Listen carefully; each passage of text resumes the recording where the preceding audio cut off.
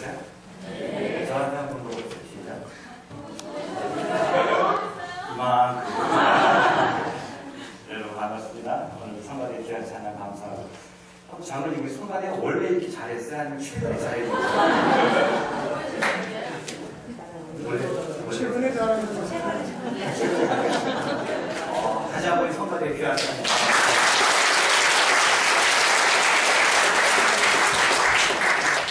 지난 주일날 설교를 인터넷으로 들었는데요. 저희 아내가 저보고 일단 표정거리냐고 표정관리를 하라고 했거든요. 오늘도 제가 예배 전에 다 표정관리 하려고 했는데 하나님의 은혜를 많이 주셔서 보니까 막 눈물이 쏟아지네요. 왜 그럴까요? 모르겠어요. 하나님이 이 시간 성령의 은혜의 강물이 가득 차 있어서 저의 마음을 하나님께로 타치하시고 저뿐만 아니라 여러분 모두의 마음을 타치하셔서 이 시간 큰 은혜 주실 것을 믿습니다. 네. 설교하다가 은혜 받으시면 참지 말고 우세요. 그리고 감동이 오면 참지 말고 안안하시고요. 또 설교를 돕기 위해서 아주 재미있는 휴머러스한 일을 했는데 인상 확 쓰고 계시지 마시고 관심 있으시고 함께 예배에 어우러지는 저와 여러분들이 부탁드립니다. 기도하겠습니다. 하나님, 오늘 여리고라는 큰 성벽 앞에서 어찌할 수 없는 이스라엘 백성들의 이 장면 속에 저희들을 초대하셨습니다. 저희들도 인생을 살아가면서 어찌할 수 없는 여리고와 같은 많은 인생의 문제들이 있습니다. 이 엄청난 장벽 앞에서 우리에게 내리시는 하나님의 또한 엉뚱한 명령 앞에서 우리가 어떻게 순종하며 어떻게 나아갈 때에 우리를 향해 역사하시는 하나님의 큰 역사가 우리의 여리고성을 무너뜨리고 당당하게 영적 전투에서 승리할 수 있는 저희들이 될 수 있는 것을 이 시간 알게 하옵소서. 예수님이 이름으로 기도했습니다. 아멘. 여러분, 세상의 성공 요건과 하나님이 원하시는 성공 요건은 완전히 차이가 있습니다. 여러분이 세상 가운데 성공하려면 뭐 하셔야 돼요? 외국어 잘해야 되겠죠. 또 컴퓨터도 잘해야 되는데, 그리고 업무 처리 능력 같은 것도 있고, 학벌도 좋아야 되고, 또 아카데믹 배우도 있어야 되고, 이게 세상적 성공 요건입니다. 그런데 하나님이 원하시는 성공 요건은 완전히 틀려요. 세상이 원하는 성공 요건과 하나님이 우리에게 원하시는 성공 요건은 완전히 틀립니다. 하나님이 우리에게 하나님의 백성으로서 승리하기 위한 우리의 성공 요건은 하나님 앞에 한번 따라해볼까요? 절대적 순종. 시작. 절대적 순종. 부분적 순종이 아니고요. 적당한 순종이 아니고 절대적 순종을 하나님이 우리에게 원하시고 이 절대적 순종을 하는 하나님의 백성들에게 하나님께서 하나님의 능력으로 하나님의 은혜 가운데 승리하게 하고 성공케 하는 하나님의 역사가 이루어질 것을 믿습니다. 여러분, 우리가 이스라엘 백성들이 요단강을 도하한 사건을 다 알고 계시죠? 예전에 3월 첫째도 제가 요단강을 어떻게 건너는가에 대해서 함께 은혜를 나눈 기억이 납니다. 요단강을 건넌 다음부터 이제 이스라엘 백성들은 본격적인 전쟁 준비에 돌입하게 됩니다. 요단강 건너기 전까지는 광야 생활을 방황했지만 요단강을 건넌 이 순간부터 다시 요단강은 넘실거리기 시작했고 요단강을 건넌 이 순간부터 이제 가나안 땅에 있는 그 군사들과 그 많은 가나안 땅 거민들과 전쟁을 시작해야 됩니다. 와, 이제 전쟁을 앞두고 있으니까 얼마나 바빠지겠어요. 여러분, 전쟁을 앞두면 준비할 것이 많죠. 남자분들은 안 하셔야죠, 그죠? 전쟁은 안 하실 분들 군대 가보셨잖아요. 전쟁을 앞두고 큰 전쟁을 앞두고 준비할 것이 얼마나 많습니까? 한번 여러분이 예배를 동참시키기 위해서 한번 물어볼게요. 전쟁을 앞두고 해야 될 게 뭐가 있어요? 여러분이 전쟁을 안 해보셨어도 사극은 안 해보셨죠? 전쟁을 앞두고 해야 될 게 뭐가 있어요? 분량미 확보. 분량미 준비해야 되죠. 예. 또 무기도 준비해야 되고 상 많이 보셨구나. 예. 또 뭐라고요? 기지방. 예, 맞습니다. 군대 갔다 오셨군요. 여자가 아니군요. 기지방어도 해야 되고요. 또 여러 가지 또 무기, 또 군사 훈련, 또 적들이 공격했을 때 어떻게 방어할 것인가에 대한 전술 훈련, 이런 모든 준비들이 엄청나게 많아요, 지금. 이제 본격적으로 바빠지기 시작하고 요단강을 건너고 나니까 이제 장난이 아니에요. 애들이라도 오고 보니까 장난이 아니네요. 네, 이제 바빠지기 시작하더라고요. 자, 그 많고 10월 초사람이 나오니까 그냥 정신을 못 차리겠어요. 바빠질 게 많아요. 준비할 게 많아요. 근데 하나님이 이제 빨리 이 전쟁을 앞두고 너희 준비할 거 많다. 빨리 군사훈련 시켜라. 무기 준비해라. 전술을 짜라. 작전 회의해라. 이 말씀을 하셔야 되는데 하나님이 엉뚱한 명령을 주가지고 합니다. 적군들이 보는 앞에서 뭐를 하느냐. 먼저 길갈에서 할례를 행하라고 합니다. 할례가 뭔지 아시죠? circumcise. 남자분들 할례 아시죠? 이스라엘 할례는 이스라엘 백성들이 되기 위한 하나의 표식이에요. 물론 하나님이 이 백성들이 광야 생활 동안 할례를 밟지 않았기에 받으라고 하는 명령은 물론 맞습니다. 그런데 하필 왜 지금 이 타임에 할례를 받으라고 하십니까? 적들이 보는 앞에서 할례를 받으라고.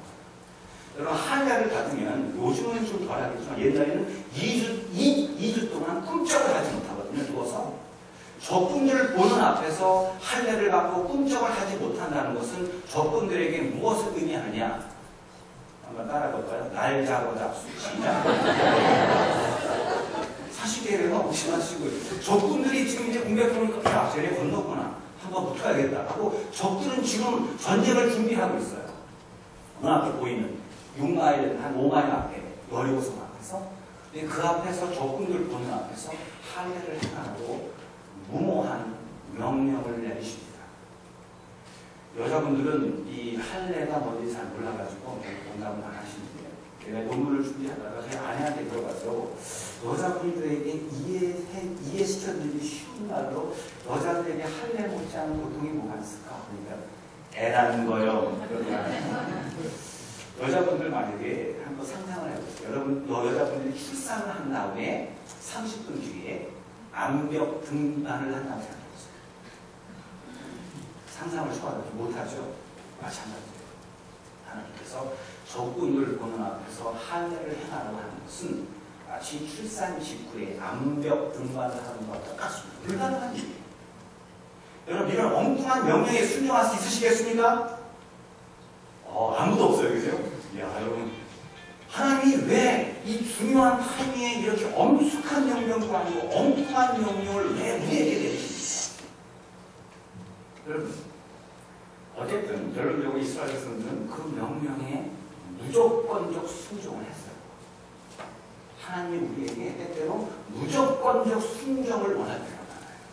하나님 우리에게 너 나에게 이런 일을 순종하래 명령할 때 이거를 내가 너한테 왜 그러냐면 이게 이렇게 되고 이렇게 되는 거야 하면서 합리적으로 설명하면서 우리가 이해되도록 설명하신 다음에 우리를 설득시키는 경우도 종종 있습니다. 어떤 때는 내 생각과 나의 의도와 전혀 다른 엉뚱한 응답이고 엉뚱한 명령 같은데 거기에 순종하라고 명령하실 때가 있다는 거예요. 근데 여러분 우리가 해야 될 것은 그 엉뚱한 명령일지라도 그 명령에 순종하는 것이 우리의 능력이 될 수 있습니다. 네. 여러분 이 길갈에서의 할례라는 것도 이해가 안 되는데 하나님이 이 길갈의 할례를 끝난 백성들에게 또 한 번에 상상할 수 없는 무모한 명령을 또 하나 내리십니다. 그것은 뭐냐? 여리고성 앞에서 적군들 보는 앞에서 적군들은 지금 전쟁을 준비하기 위해서 만반의 준비를 다 하고 있는데 적군들 보는 앞에서 전쟁을 시작하지 않고 사다리를 만들지 않고 돌을 만들지 않고 무기를 만들지 않고 적군들 보는 앞에서 뭐예요? 아무 말도 하지 않고 침묵하면서 이 여리고 성벽 앞을 돌라는 거예요. 몇 번씩 돌라고 했느냐? 하루에 한 번씩. 여러분 여리고성이 생각만큼 그렇게 큰 둘레가 넓지는 않습니다. 요즘에 얼마 전에 발굴됐는데 한 길어야 한 5에이커, 6에이커 된대요. 하루에 한 바퀴 돌기에는 너무 작은 성이에요.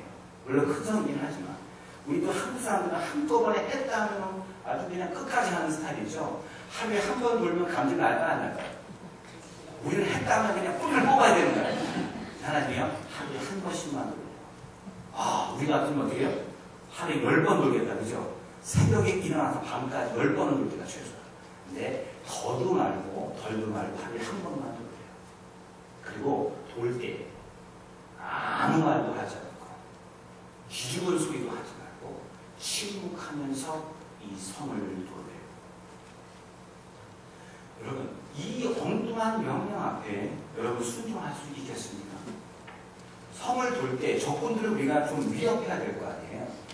이 여호수아 5장이나 6장을 보니까 1절에 보면 여호수아 5장 1절에 적군들은요 이스라엘 백성들에게 하나님이 함께 하시는 것을 보고 적들의 마음이 녹아내렸더라 그러거든요. 이 적들의 마음이 녹아내렸다는 게 영어 표현이 더 멋있어요. Their heart is melted. 그들의 마음이 뭐예요? 멜트된 거예요. 녹아버렸어요. 지금 찬스죠. 적들의 마음이 녹아버렸어요. 가나안 땅 그 여리고성 사람들의 마음이 녹아내렸어요. 지금이 찬스예요. 공격해야 돼요. 여리고성을 볼 때 그들은 무서워서 문을 잠그고 있어요. 이때가 찬스예요. 막 돌면서 막 소리 질러야 돼요. 나와 하면서 막 사기를 돋궈야 되고 상대방 약을 올려야 돼요. 하나님 전혀 엉뚱한 영을 보여주시고 아무 말 하지 말고 조용히 하루에 한 번씩만. 하나님은 때때로 우리에게 전혀 엉뚱한 명령을 내릴 때가 있는데 이 엉뚱한 명령을 내리실 때 우리 성경적인 공통점을 찾아보니까 우리가 할 수 없는 영역에 우리가 다다랐을 때에 우리가 할 수 없는 문제를 우리가 접했을 때에 하나님 그 문제 앞에서 이 문제와는 전혀 상관없는 전혀 엉뚱한 명령을 내리셔요. 왜 그런지 아십니까? 이 일은 누가 하는 거라고? 우리들의 능력은 제어하는 거예요. 너네 못해라. 누구의 영역이에요? 하나님의 영역이라는 거예요. 이 영역 앞에서 네가 할 게 아무것도 없는데 너는 전혀 이거와는 관계없는 엉뚱한 명령을 내가 내릴 테니 여기 순종하겠냐. 우리가 보기엔 이 명령이 이 문제를 해결하는데 아무런 도움이 안 돼요. 근데 이거에 순종하겠냐는 거예요. 내 머리가 동의하지 않더라도 내 철학과 이성이 동의하지 않아도 내 논리가 이 상황에 동의하지 않아도 여기에 너네들이 순종할 수 있냐? 하나님은요 우리에게 우리의 능력을 원하시는 게 아니에요. 우리의 순종을 원하시고 순종하는 우리를 통해서 하나님의 능력이 나타나고 말미암아 누가 하시는 거예요? 하나님이 하시는 거예요. 신앙생활 이게 참 힘들어요. 하나님을 믿는다고 하지만 막상 닥치면 우리는 그렇지 못하는 경우가 많아요. 재밌는 예가 여러분 잘 알려진 예가 인데요. 옛날 어떤 분이 나이에가라 폭포를 캐나다 쪽에서부터 미국까지 큰 줄을 연결해가지고 건넌 그런 사건이 있다고 합니다. 굉장히 유명한 마술을 하는 사람인데요. 그 사람이 딱 줄을 잡고 건너서 결국 건너갔어요. 신이 생중계를 했다. 많은 사람들 어떻게 하죠? 열광을 하고 성공해서 박수하잖아요. 그 사람이 딱 쏘는다. 여러분, 제가 건너온 거 기적 같죠? 예, 당신은 훌륭하십니다. 이거 엑스퍼트. 그 다음에 여러분, 제가 다시 건너갈 것을 믿습니까? 많은 사람들이 예, 당신이 다시 건너가도 성공할 걸 믿습니다. 그랬대요. 저와 함께 제 등에 업혀가실 분 계십니까? 그러니까요, 한 명도 없더래요. 갈 거는 믿는 것 하면서 내 행위로서 내가 함께 거기에 공감하고 따라가는 것은 힘들다는 거예요. 하나님 우리에게 때때로 우리에게 어떤 그 극단적 순종을 요구할 때가 있습니다. 아까 제가 성가대 기도할 때 잠깐 말씀드렸는데요. 역대하 20장을 보게 되면 모압 족속이 이스라엘 백성들을 쳐들어옵니다. 얼마나 많으냐면 연합군대인데 마치 그 파도 같은 검은 파도 같다는 표현이 될 정도로 엄청나게 많은 군대예요. 학자들마다 틀리지만 수십만 명 될 거라고 생각합니다. 여호사밧 왕이 하나님 앞에 기도하는 거예요. 하나님 이거는 우리 이스라엘 백성들이 다 모여도 이길 수 없는 상황입니다. 저 많은 모압 군대가 쳐들어왔으니 하나님 어떡합니까? 하나님이 이 여호사밧 왕에게 명령을 내리십니다. 어떻게 하는지 하나님께 지혜를 내리시는데 전혀 엉뚱한 명령을 내리셔요. 자, 걱정하지 마라. 내가 다른 나라 군사를 보내서 이겨주겠다. 그럼 우리가 동의가 돼. 저 엄청난 모압 군대 앞에서 너네들 중에서 찬양 잘하시는 성가대들만 앞으로 나와요.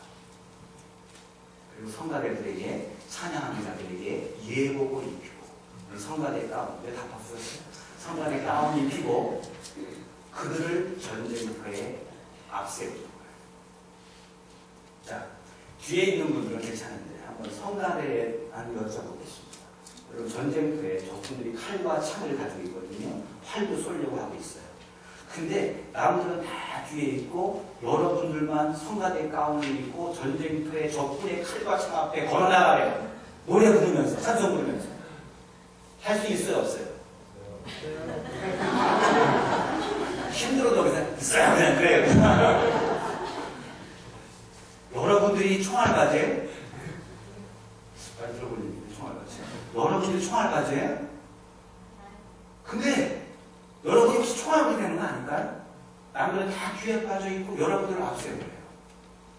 이때 성가대원 중에서 이 찬양들을 한 명도 빼놓지 않고 그 명령에 순종하여. 아멘? 아멘.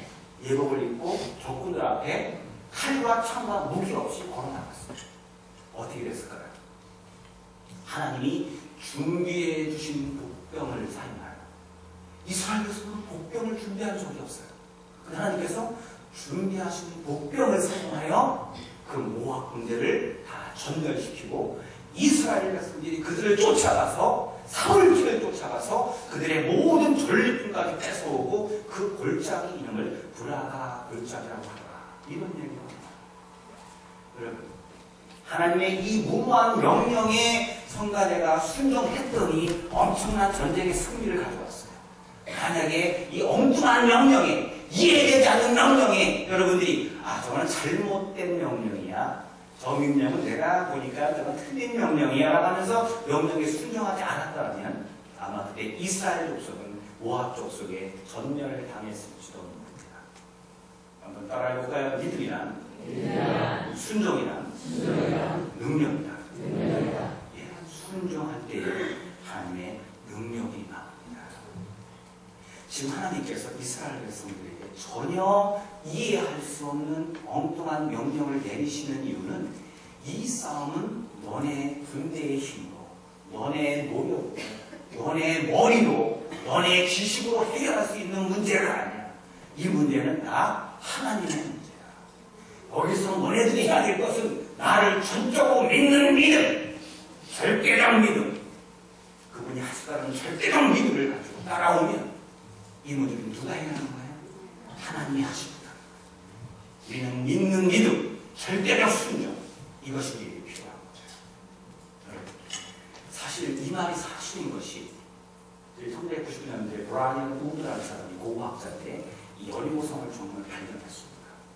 발견한 사람이 두 가지를 놀랐어요. 하나는 놀랄 게 뭐냐? 여리고성이 우리가 생각하고 상상했던 것보다 훨씬 큰 성이에요. 여리고성이 우리는 높은 성으로 해서 하나로 되어 있는 이런 성으로 생각하고 있지 않습니까? 여리고성은요, 이거 경사 38도가 되는 경사에 두 개의 성으로 세워져 있어요. 앞에 제1의 성이 있고 그 언덕 위에 제2의 성이 있어요. 엄청난 성벽이 두 개 있어요. 쌍벽이에요, 쌍벽. 벽이 하나가 아니고 두 개 발굴되었어요. 첫 번째 벽을 보니까 이 너비가 3m, 높이가 6m. 6m니까 20m 되겠죠? 우리 지붕보다 높을 겁니다.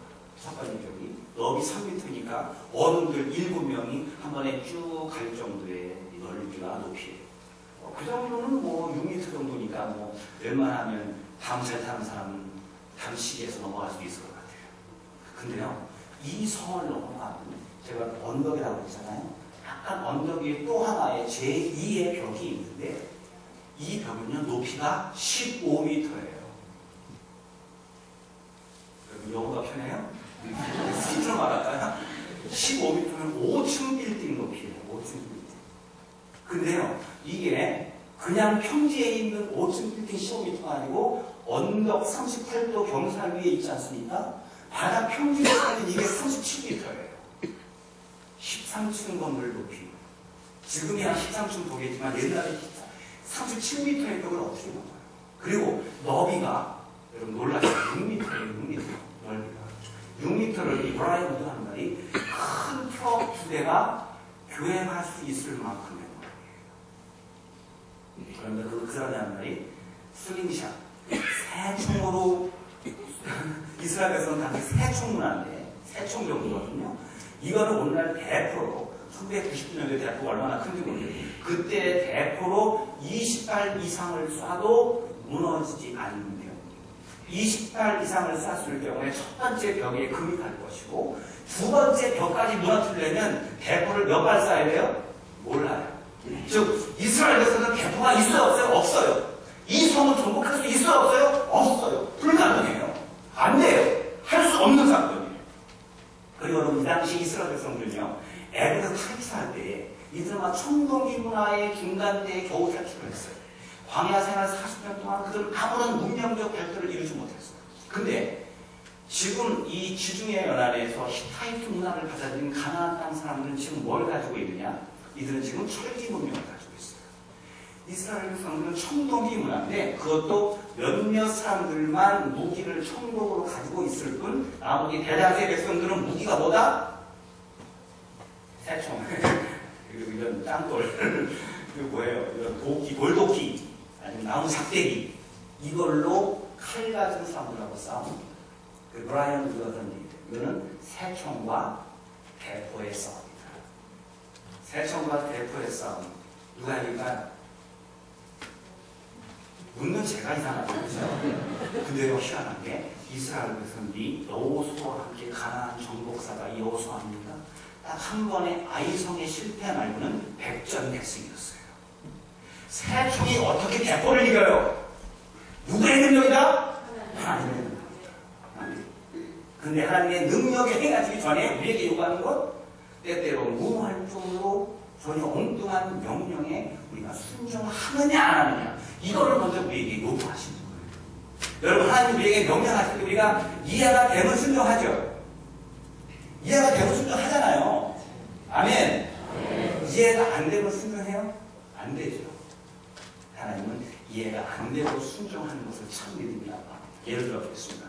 여러분 샌프란시스코라고 유명한 그 수도사 있잖아요. 그분이 경영하시는 수도원이 많은 사람에게 아주 인기가 있어서 거기 수사로 들어가는 사람들이 많았어요. 하도 많다 보니까 이제 줄을 지어서 가지고 해가지고 이제 마지막 10명이 남았는데 그 중에서 1명만 이 수도원에 수사로 들어갈 수가 있어요.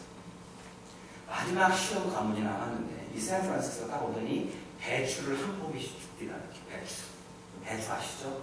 배추를 준 다음에 10명한테 이 배추를 거꾸로 심으세요 하고 본인은 나가신 거예요. 1시간 뒤에 왔더니 사람들한테 막 혼란이 오는 배추를 거꾸로 심으라고? 이해가 돼야 안 돼요? 배추를 거꾸로 심으라고? 아마 저분이 연세가 많으시니까 약간 친해 기분이 있으셨나 보지. 우리가 새겨 들읍시다. 배추를 똑바로 심으라는 얘기를 거꾸로 심으라고 잘못 말씀하셨나 보다. 우리가 새겨 들읍시다. 그리고 저는 다들 그거를 똑바로 심었대요. 1시간 뒤에 샌프란시스코 와보니까 다들 배추를 배추밭에 똑바로 잘 심었어요. 근데 그 중에 1명만 말 그대로 그 배추를 거꾸로 심어서 꼬댕이만 밀고 나오게 심었답니다. 근데 샌프란시스코가 당신만 합격이고 그거 글을 들고 내가 보기에 거꾸로 심으라는 말이 이해가 되지 않지만 명령하면 들어야죠. 하나님 때때로 내 이성과 나의 논리가 동의되지 않을지라도 하나님 때때로 나에게 어떤 엉뚱한 명령을 내린다고 하면 그것은 왜? 하나님께서 뭔가 엄청난 일을 행하기 위해서 내가 그분을 전적으로 신뢰하느냐 신뢰하지 않느냐 그것을 시험하는 것이구나 라는 것을 깨닫고 믿음으로 순종하는 저와 여러분 되시기 바랍니다. 우리가 이렇게 전적인 순종을 할 때 하나님께서 그 일을 해내십니다. 그리고 우리가 종종 우리의 영역이 있고 하나님의 영역이 있어요. 근데 많은 우리 믿음의 사람들조차도 우리가 종종 우리가 할 수 없는 영역, 하나님의 영역임에도 불구하고 우리가 그 영역에 침입해서 내가 그 일을 할 수 있을 것이라고 종종 스스로 착각할 때가 많이 있음을 봅니다. 여러분, 그분의 영역은요, 어떻게 우리가 내어드립니다. 다시 한번 해볼까요? 그분의 영역은 우리가 내어드리면 돼요. 그분이 역사하시는 거예요. 여러분, 오늘 하나님께서 이스라엘 백성들이 엉뚱한 명령을 내리셨는데 이 명령 가운데 몇 가지 특징이 있어요. 오늘 나누고하시면 합니다. 먼저 이스라엘 백성들에게 여리고성을 돌 때 어떻게 돌라고 했냐면 하나님의 법궤를 앞세우라고 했어요. 하나님의 법궤는 무엇을 상징하죠? 하나님의 임재의 상징. 하나님의 법궤는 무엇을 상징하죠? 하나님의 말씀의 상징. 하나님의 말씀과 법궤를 앞세우고 나가래요. 여러분 잘 보십시오. 이스라엘 백성들이 광야를 행진할 때 하나님의 법궤를 그 이스라엘 백성들 가운데에 두고 앞에 세 지파, 뒤에 세 지파, 왼쪽에 세 지파, 오른쪽에 세 지파, 이렇게 12지파가 하나님의 법궤를 가운데에 두고 쭉 행진했어요. 그런데 민수기를 쭉 보다 보니까 어떤 중요한 사건이 앞에 있을 때, 이렇게 요단강을 건넌다든지 갑작스러운 적들을 만났으면은 하나님의 법궤가 뒤로 쑥 빠지는 게 아니고요, 앞에 있던 지파, 옆에 있던 지파들이 법궤 뒤로 쑥 빠져요. 그럼 뭐가 제일 앞에 오는 거예요? 하나님의 법궤. 법궤는 뭘 상징한다고요? 하나님의 임재의 상징, 하나님의 상징. 뭐예요? 말씀의 상징. 문제가 닥치니까 평소에는 이 말씀을 내 마음에 가지고 다녀요. 마음의 중심에 모시고 다녀요. 중요한 위기의 순간이 닥쳐왔을 때 이거를 끌어내서 이거를 앞세우고, 하나님을 앞세우고, 말씀을 앞세우고, 하나님의 말씀과 능력으로 이 일들을 먼저 해야 합니다. 우리 많은 사람들이요, 때때로 하나님 앞에 그 업사이드 단식을 많이 해요. 오버레는 옵사이드라고 그러죠. 남자분들 축구 좋아하시죠? 사커. 거기 보면은 옵사이드 단식이라고 있어요. 그게 뭐죠?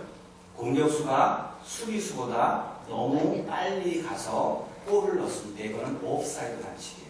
아무리 골을 넣어도 그거는 노골이에요. 우리 신앙생활 가운데 하나님의 종종 우리에게 종종 옵사이드 반칙을 우리가 범하는 경우가 많아요. 하나님보다 앞서면 안 돼요. 하나님보다 저 뒤에 쳐지면 안 돼요. 여러분 그거 아시죠? 위협과 교인. 위협과 교인 보세요. 예. 옛날 도움사들이 그런 말씀 많이 하셨는데 성경 중에서 리어카 교인인데요. 리어카 교인이 뭐냐? 끊을 리어카 아시죠? 끌어야 와. 신앙생활도 꼭 끌려오는 사람이 있어요. 그죠? 여러분 아닌 척 하시네요. 네. 그런 사람이 있어요. 꼭 끌어야 와. 이렇게 리어카 교인. 어떤 교인은 옛날 동사는 냄비 신앙이 있습니다. 그래요. 냄비 신앙이 뭡니까? 갑자기 뜨거워져야 됩니다. 갑자기 막 부흥회 했다면 탁 뛰고 막 그냥 우리 다 받는 것 같아요. 근데요, 금방 쉬고 하루 만에.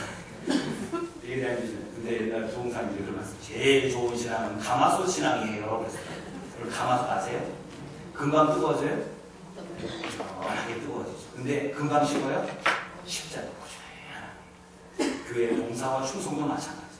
갑자기 은혜 받았다고 탁탁 뛰는 거 아니고, 또 남들이 끌어야 봉사하는 게 아니고, 꾸준하게 하나님의 교회를 위해서 섬기고 봉사하는 가마솥 신앙이 참 중요해요. 여러분, 우리는 하나님 앞에 먼저 앞서도 안 되고, 저 뒤에 끌려가도 안 되고, 적당한 거리를 가지고 그분을 앞세우고 그분을 따라가야 돼요.